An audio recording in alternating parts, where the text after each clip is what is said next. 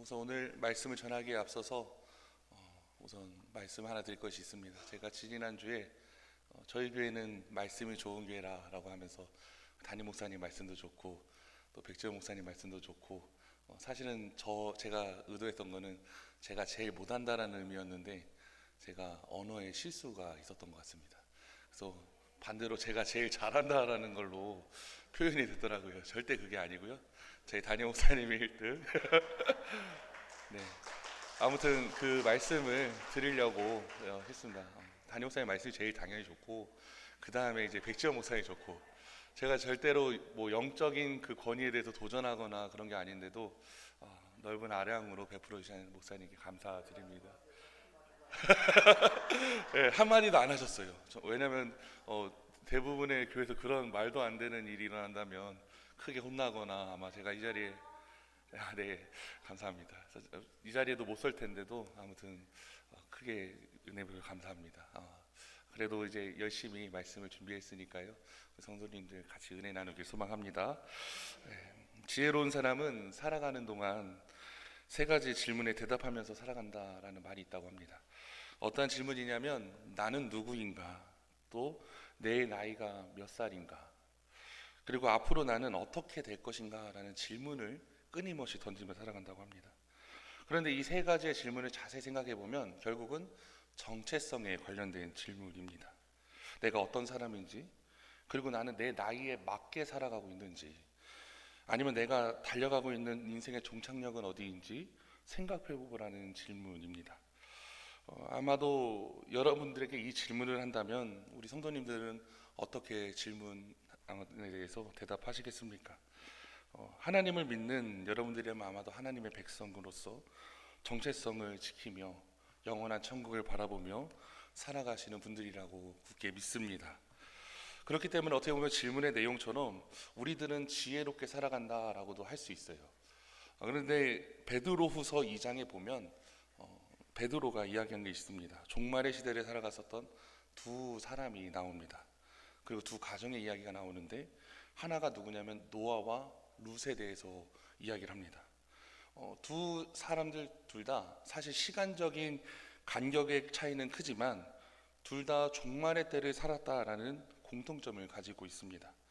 노아는 하나님께서 물로 세상을 심판하신다라고 했었던 그 종말의 때를 살았고, 룻은 하나님께서 유황불로 소돔성을 심판하셨을 때 그 소돔성에 있었던 사람이 룻이라는 거죠.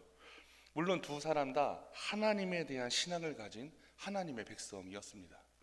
그런데 이들의 삶의 결과는 우리가 아시다시피 너무나도 달랐습니다. 먼저 룻을 생각해 보면 성경을 통해 소돔성이 얼마나 음란하고 또 무법한 도시였는지는 우리 성도님들도 잘 아시고 계실 것입니다.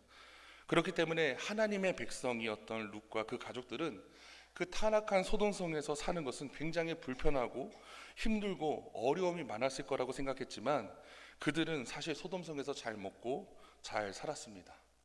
다시 말한다면 그 죄악된 문화에 동화되어서 잘 살아가고 있었다라는 거예요. 제가 얼마 전에 그 박영선 목사님이라고 장로교 원로 목사님 설교를 짧게 들은 적이 있는데 그 목사님께서 그렇게 얘기를 하시는 거예요. 옛날에는 기독교의 적이 우리의 적이 불교, 유교, 천주교 이러한 타 종교였다면 오늘날에는 뭐였냐면 세상적인 문화다라고 얘기를 하는 거예요. 뭐 넷플릭스라든지 젊은 친구들과 그런 넷플릭스 아니면 드라마라든지 세상적인 문화가 너무나도 우리들을 하나님과 멀어지게 만드는 그런 요소에 있다. 그러면서 얘기를 하시는 게 임영웅 아시죠?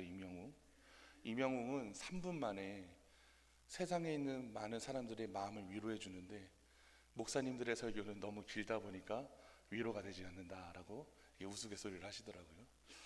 중요한 거는 우리들이 세상적인 문화 속에서 살아갈 때 취약된 세상적인 문화들이 우리 안에 굉장히 많이 심어져 있는데 그것에 대해서 이러한 깨닫지 못하고 그냥 살아간다면 사실 룻과 비슷한 상황이라는 것을 우리들은 기억해야 합니다. 사실 룻은 자기가 누구며 어디에 속해 있으며 그리고 그 종말의 때에 어떻게 살아가야 되는지 몰랐기 때문에 그곳에 살고 있었습니다. 그래서 그 결과 결국 어떻게 됩니까? 소돔성이 멸망했을 때 하나님의 은혜로 구원받긴 했지만 결국 몸만 구원을 받습니다. 또 그의 아내는 뒤를 돌아보았다가 소금 기둥이 되고 말았다라는 거예요. 그런데 노아는 달랐습니다. 노아 시대도 룻의 시대처럼 사람들이 먹고 마시고 시집가고 장가가고 하는 시대였습니다. 세상이 얼마나 크게 타락했는지 하나님께서는 사람을 지으신 것을 보시고서 한탄하실 정도였어요. 그래서 하나님은 그런 세상을 물로 심판하시겠다고 하셨고, 노아는 그런 타락한 시대에 살았지만 그는 달랐다라고 성경을 표현합니다. 창세기 6장 9절 말씀인데요, 우리 같이 읽어보겠습니다. 시작.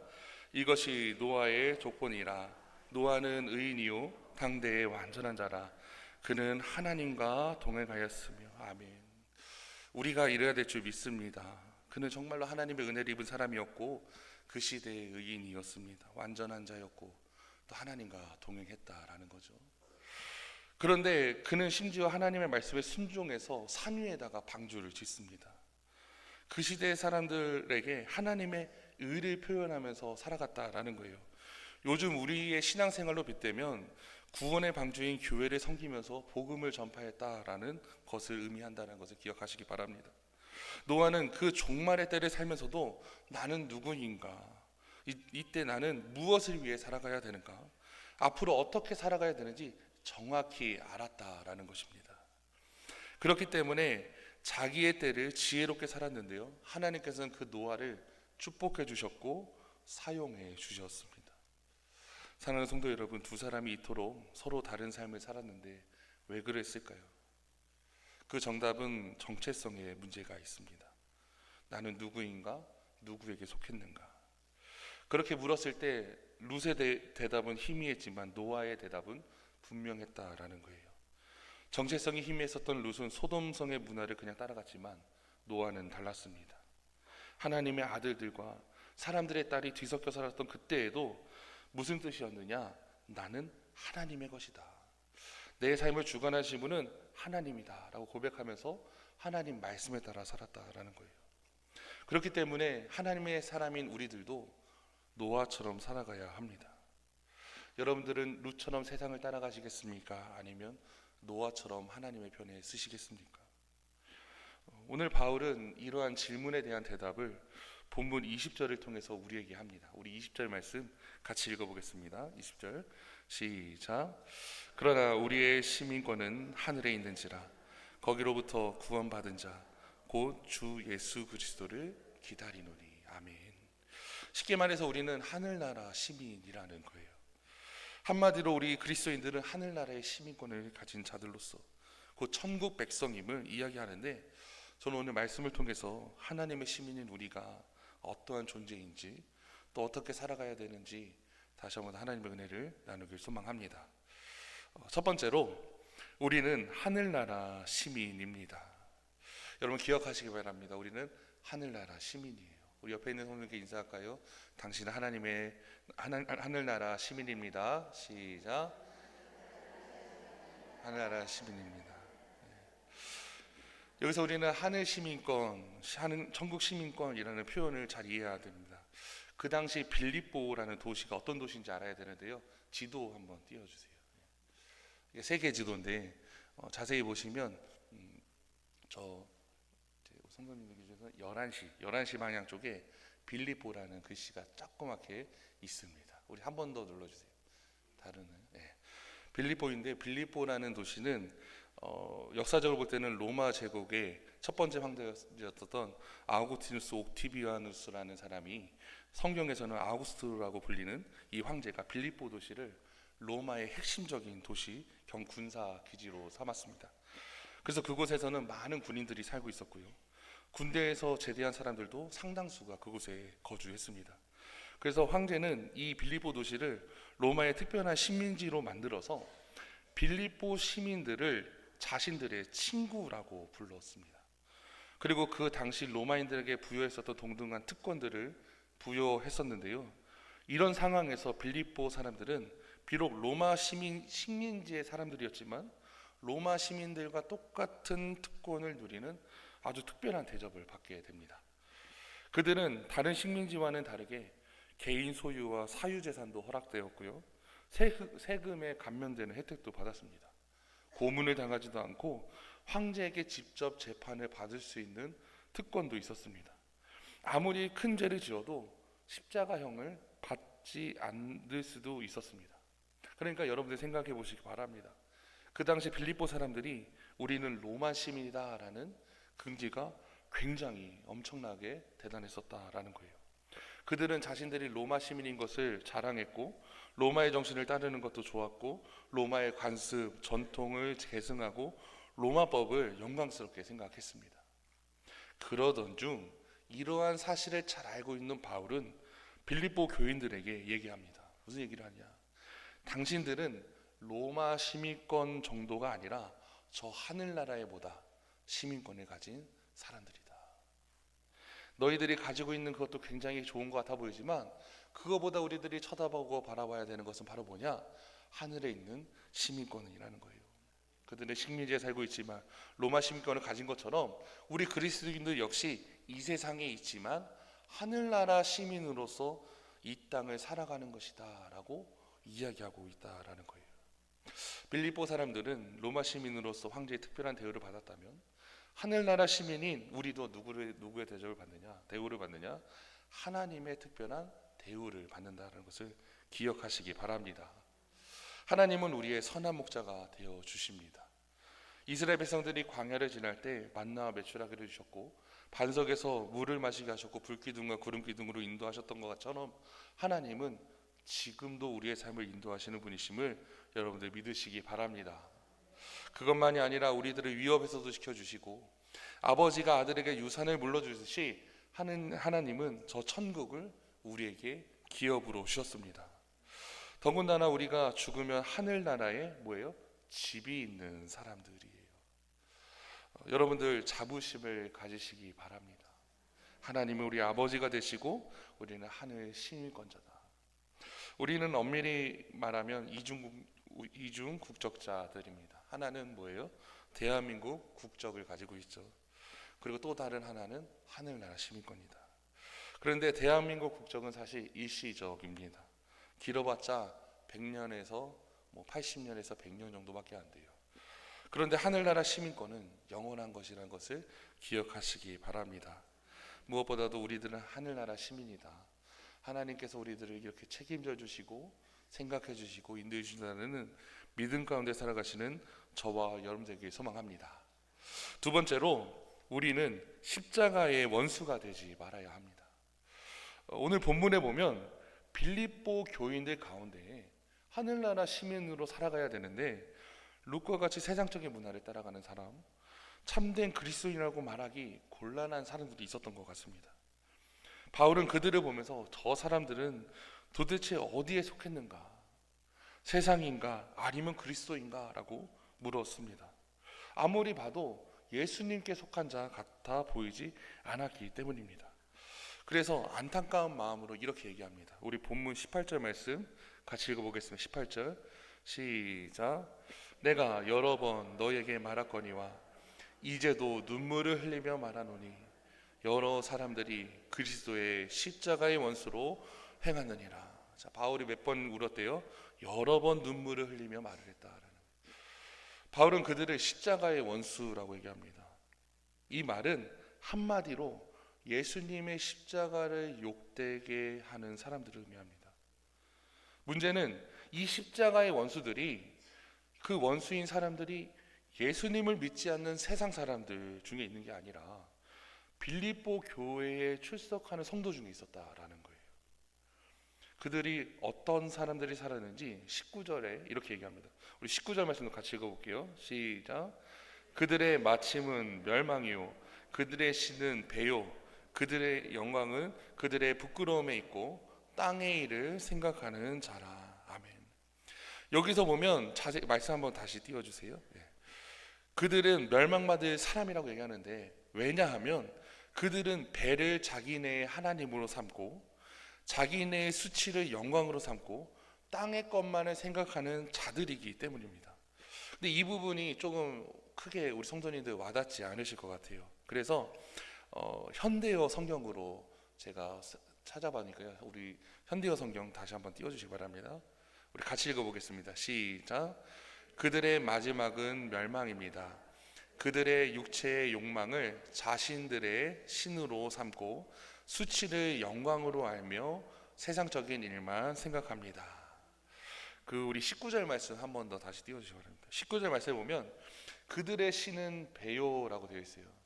이 배라는 것은 우리가 타고 다니는 배를 의미하는 게 아닙니다. 어디를 얘기해요? 우리들의 배, 실제 배를 얘기합니다. 정욕, 욕심을 이야기를 하는 거예요. 그들의 신은, 그들의 하나님은 하나님, 하늘에 계신 하나님이 아니라 욕심 부리는 거, 먹는 거, 아니면 자기가 누리는 거, 그런 것들을 이야기를 합니다. 자기의 배불리는 것에만 집착하며 살아가는 것을 뜻으로 현대어 성경의 표현에 의하자면 육신의 욕망을, 육체의 욕망을 자신의 신으로 삼는 사람을 의미를 합니다. 그리고 그들은 끝까지 무슨 생각을 하느냐? 땅의 일만 생각하며 살아간다라는 거예요. 하나님에 대해서 생각하지 않아요. 땅에 사는 것이 중요하고 오로지 땅만 생각하며 살아갑니다. 디모데후서 3장 2절에 보면 이렇게 돼 있어요. 말세가 되면 인간의 생활 가운데 나타나는 징조를 이렇게 얘기합니다. 사람들이 자기를 사랑하며 돈을 사랑하며 자랑하며 교만하며 비방하며 부모를 거역하며 감사하지 아니하며 거룩하지 아니하며, 이 모든 것들이 사실은 그들의 욕망이 하나님을 넘어서 그들의 우상이 되어버렸다라는 거예요. 그러니 아무리 살펴봐도 그들은 도무지 예수 그리스도가 하나님이 그들에게 있지 않은, 딱 봐도 그들이 하나님을 섬기는 것 같이 보이지 않는 사람들이라고 할 수밖에 없는 사람들, 너무나도 세속적인 사람들, 그런 사람들을 바라봤기 때문에 바울은 십자가의 원수라고 이야기를 했다라는 겁니다. 그런데 우리가 여기서 또 주목해야 될 점은, 여러분도 아시다시피 이 편지 앞부분에 보면요, 빌립보서 2장 5절에 보면 이렇게 쓰여 있습니다. 너희 안에 이 마음을 품으라. 곧 그리스도 예수의 마음이니. 너희 안에 예수님의 마음을 품으라. 이렇게 예수님의 마음을 품어야 됨을 이야기를 했는데도, 그리고 그 그리스도 예수님의 마음은 어떤 말씀이냐? 빌립보서 2장 5절부터 8절 말씀인데요, 우리 같이 읽어보겠습니다. 시작. 너희 안에 이 마음을 품으라. 곧 그리스도 예수의 마음이니 그는 근본 하나님의 본체시나 하나님과 동등됨을 취할 것으로 여기지 아니하시고 오히려 자기를 비워 종의 형체를 가지사 사람들과 같이 되셨고 사람의 모양으로 나타나사 자기를 낮추시고 죽기까지 복종하셨으니 곧 십자가의 죽으심이라. 아멘. 이거 계속 띄워주시기 바랍니다. 한마디로 뭐냐? 예수님의 마음은 십자가의 정신이다라고 가르쳐 주셨다는 거예요. 사랑하는 성도 여러분, 십자가의 정신이 무엇입니까? 바로 이 노란색 글씨처럼 자기를 비워 종의 형체를 가지시고 사람과 같이 낮아지셨고 사람의 모습으로 나타나셔서 낮춰 죽기까지 하나님의 뜻에 복종하신 그 십자가의 사랑, 그것이야말로 십자가의 정신이라는 거예요. 그러니까 바울이 계속해서 얘기하는 십자가의 사랑, 하나님의 그 십자가의 정신에 대해서 완전히 반대되는 길을 걸어가는 사람들, 그 사람들을 바로 뭐라고 얘기하느냐? 십자가의 원수라고 이야기를 합니다.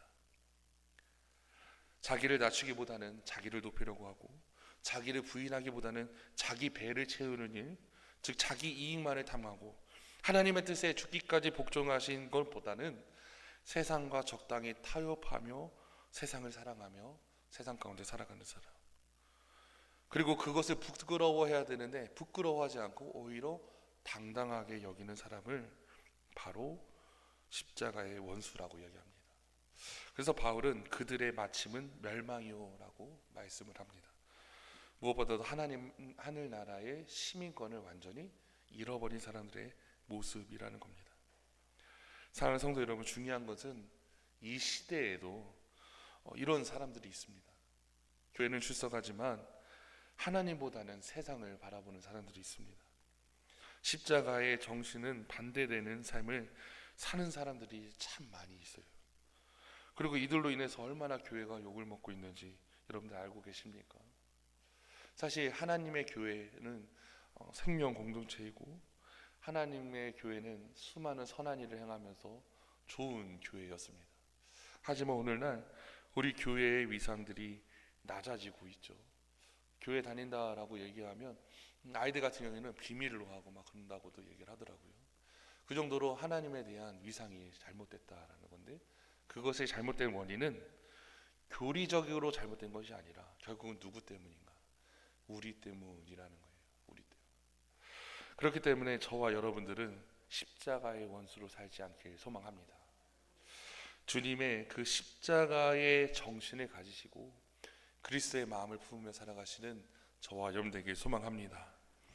그렇다면 세 번째로, 하늘나라 시민으로서 십자가의 원수가 아니라 십자가의 정신으로 그리스도의 마음을 품으며 살아가야 되는 우리들은 어떻게 살아가야 되느냐? 첫째로, 여러분 두 가지 기억하시는데, 첫째는 우리는 나는 하늘나라 시민이라는 분명한 정체성과 자부심을 가져야 합니다. 우리는 하늘나라 시민이라는 정체성을 너무나도 소중하게 여겨야 합니다. 정체성이 분명해야지 세상의 유혹이 닥쳐오더라도 흔들리지 않고 이겨낼 수 있다라는 거예요. 저희 아버지가 예수님을 만나기 전에는 낚시를 좋아하셨어요. 그래가지고 기억나는데, 이제 어머니는 이제 신앙이 조금 있으셨고 이제 아버지는 없으셨던 그런 순간이 있었습니다. 그때 항상 아버지는 이제 토요일 날 가족끼리 로망이 뭐냐면 다 같이 텐트 가지고 토요일 날 어디 이제 가는 거죠. 저수지 같은 데 가서 이렇게 텐트 치고 낚시하시고, 어머니는 라면 끓이고, 이러한 것들에 대해서 굉장히 좋아하셨던 때가 있었습니다. 근데 저희 아버지께서 예수님을 만나고 나니까 정체성이 분명히 되니까 어떻게 해요? 이제는 주일 성수는 당연한 거예요. 주일 성수는 당연한 거. 절대 타협하지 않는 정확한 기준이 생기시니까 그 다음부터 기억이 나는 거는 낚시를 해본 적이 없어요. 하나님을 만나신 다음부터는 낚시를 해본 적이 없는데, 그것도 보면 어떻게 보면 하나님의 정체성으로서 자신의 삶을 이렇게 표현한 거죠. 바울은 고린도전서 6장 19절 20절에 이렇게 이야기합니다. 우리 같이 읽어보겠습니다. 시작. 너희 몸은 너희가 하나님께로부터 받은 바 너희 가운데 계신 성령의 전이주를 알지 못하느냐? 너희는 너희 자신의 것이 아니라 값으로 산 것이 되었으니 그런즉 너희 몸으로 하나님께 영광을 돌리라. 아멘. 이 말씀은 음란한 문화에 휩쓸려서 아무 생각 없이 음행을 저지르고 있었던 그 고린도 교회를 향해서 주신 말씀입니다. 그들에게 너희 몸은 성령이 거하시는 뭐야? 성전임을 잊지 말라. 그리고 다시 말하자면 성령님이 거하신 성전임을 알기 때문에 성전답게 사는 것이, 곧 하늘나라 시민답게 사는 것이 중요하다라는 의미를 이야기합니다. 오래전에 아프리카 식민들이 노예시장에 팔려왔습니다. 긴 시간 배를 타고 끌려와 지치고 병들고 허기졌습니다. 모두가 다 길게 누워 있었다고 합니다. 그런데 한 청년만이 이렇게 허리를 곳곳이 세우고 반드시 앉아 있었다라는 거예요. 그래서 노예를 사러 온 한 신사가 물어봅니다. 힘들 텐데 눕지 왜 그렇게 꼿꼿하게 앉아 있느냐? 그때 그 청년이 뭐라고 얘기했느냐? 나는 추장의 아들입니다. 추장의 아들이 어떻게 땅에 눕겠습니까? 라고 이야기하는 거예요. 여러분, 이것이 바로 자부심이라는 것을 기억하시기 바랍니다. 우리가 이래야 돼요. 살아가면서 죄의 유혹을 받을 때, 아니면 세상적인 문화 속에서 내가 죄를 지려고 하는 그 순간에도 나는 하늘나라 시민이다. 내 몸은 거룩한 하나님의 성전이다. 내가 어떻게 거짓을 말하며 내가 어떻게 그런 음란한 행동을 할 수 있는가라고 생각하시기 바랍니다. 우리가 희생과 헌신을 해야 할 때도 나는 하늘나라 시민이다. 그러니 이 땅에 천국 하나님 나라가 세워지도록 헌신하며 살아가야 된다라고 다짐해야 된다라는 거예요. 마틴 루터 킹 목사님은 한 번은 불만 섞인 표정으로 거리를 청소하는 흑인 청소부를 만났습니다. 그 사람이 킹 목사님에게 이것저것 불평을 이렇게 쏟아냈어요. 내가 백인들의 집이나 청소하고 그들이 어지러운 집이나 청소하며 살아가겠습니까? 이렇게 성질을 내고 있는 거죠. 이때 마틴 루터 킹 목사님은 매우 유명한 말을 남겼습니다. 뭐냐면, 당신은 백인들의 길 한 모퉁이를 청소하고 있다고 생각하지 마시고 하나님이 창조하신 우주의 한 모퉁이를 쓸고 있다라고 생각하십시오. 이렇게 얘기합니다. 우리에게는 바로 이러한 자세가 필요합니다.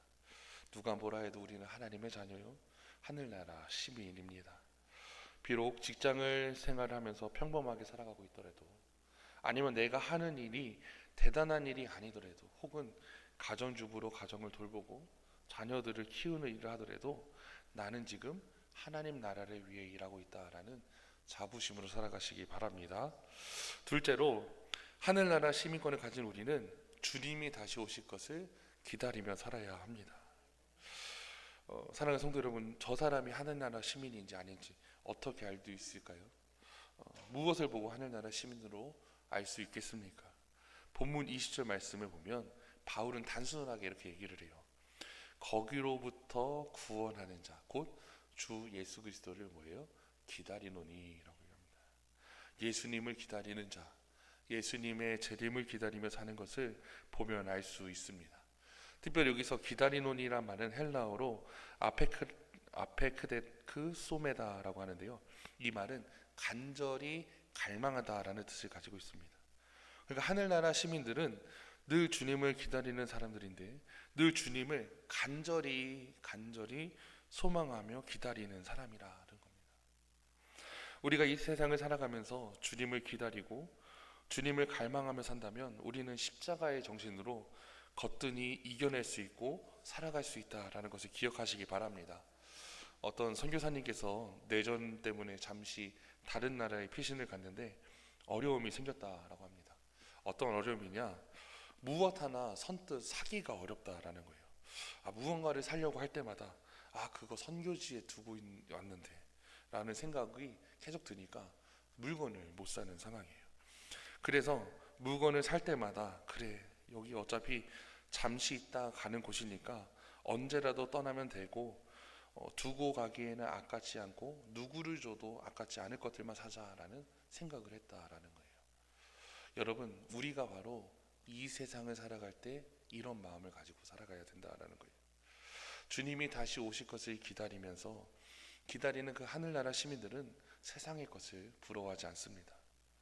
그날의 부활의 능력으로 변화되어 우리들은 영원한 천국에 살게 될 것이기 때문입니다. 그래서 21절에 바울은 이렇게 얘기합니다. 우리 21절 말씀 같이 읽겠습니다. 그는 만물을 자기에게 복종하게 하실 수 있는 자의 역사로 우리의 낮은 몸을 자기 영광의 몸의 형체와 같이 변하게 하시리라. 이것이 무슨 말이냐? 주님이 오시며 주님께서 우리의 낮은 몸을 자기의 영광의 몸의 형체와 같이 변하게 해주실 것이다. 지금은 우리의 몸은 하늘나라에 걸맞은 몸이 아니지만, 육체적인 한계를 가진 존재들이지만, 주님이 오시면 부활의 능력으로 우리의 몸도 영광스러운 몸으로 변하게 하실 것입니다. 그리고 우리들은 결국 그 몸으로 영원한 하늘나라에 산다는 것을 기억하시기 바랍니다. 말씀 마무리하겠습니다. 세상에는 두 종류의 그리스도인이 있습니다. 하나는 예수님을 믿는다고 말하지만 세상에 휩쓸려서 십자가의 원수로 살아가는 사람이 있습니다. 이들은 세상의 것으로 자기의 배만 채우려는 사람들이죠. 반면에 이 세상을 살면서도 하늘나라 시민으로 살아가는 사람들이 있습니다. 그러니 십자가의 정신으로 세상을 살아가면서 나는 하나님의 것이다, 그러니 나는 다시 오실 주님을 바라보며 하나님 나라를 기준으로 삼고 이 땅에 살아간다라는 분명한 믿음의 정체성을 가진 사람들을 이야기합니다. 특별히 우리 여러분들은 어떠한 그리스도이십니까?